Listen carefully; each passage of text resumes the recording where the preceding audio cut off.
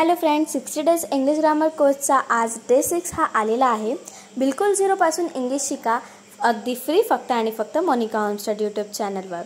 Friends, हा जरी video 4 मिनिटाचा असला तरी हा व्हिडिओ बनवण्यासाठी 4 तास लागतात। एडिटिंग करणं, नोट्स काढणं, त्याच्यामध्ये व्हॉइस ओव्हर करणं, टायपिंग करणं खूप वेळ लागतो। तर या मेहनतीसाठी तुम्हाला प्रतिसाद द्यायचा आहे, तुम्हाला माझ्या चॅनलला लगेच जाऊन सबस्क्राईब करायचं आहे। आज आपण 6वा रेसिप्रोकल प्रोनाउन पाहणार आहोत। There are 2 types of reciprocal pronoun. पहिलं वन अनदर अँड दुसरं ईच अदर। आता हे कसे वाक्यामध्ये उपयोग केले जातात हे पण बघूया। One another is use for more than 2 speakers और लिसनर। जर वाक्यात 2 पेक्षा जास्त व्यक्तीमध्ये संभाषण असेल तर वन अनदरचा वापर करावा।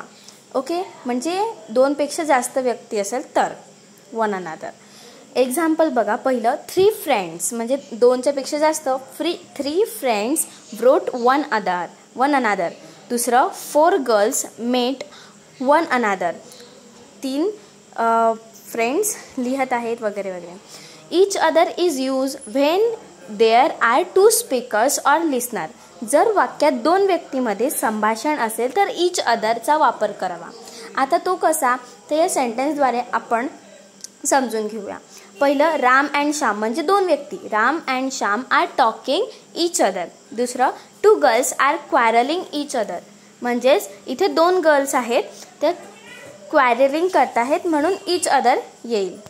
या व्हिडिओमध्ये आपण दुसरं प्रोनाउन सुद्धा समजून घेणार आहोत, इंडिफायनेट प्रोनाउन। म्हणजेच when we desire to convey indefinite or general impression we often avoid the use of a noun and instead of it employ a pronoun that fulfill this function. Such a pronoun is called an indefinite pronoun. म्हणजेच एखाद्या अनिश्चित व्यक्ती, वस्तू किंवा क्रियाबद्दल बोलताना नामाच्या ऐवजी आयडेंटिफायनेट pronoun वापरतात।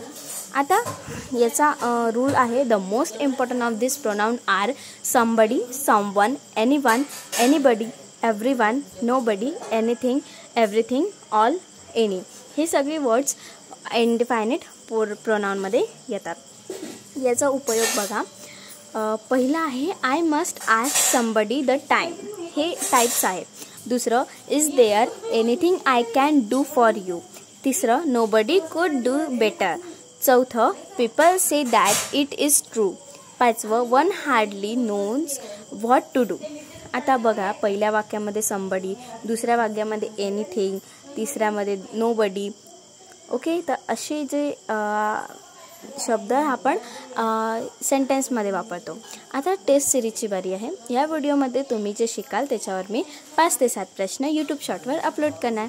कमेंटद्वारे प्रश्नाचं उत्तर द्या आणि प्रश्नाची उत्तरसूची तुम्हाला मिळणार नाही, कारण तुम्ही आधी जर व्हिडिओ पाहिला असेल तर तुम्ही नंतर शॉर्ट बघितला तर तुम्हाला आन्सर माहिती पडून जाईल, म्हणून तुम्ही कमेंट टाकत राहा, मी त्याच्यावर रिप्लाय करत राहील।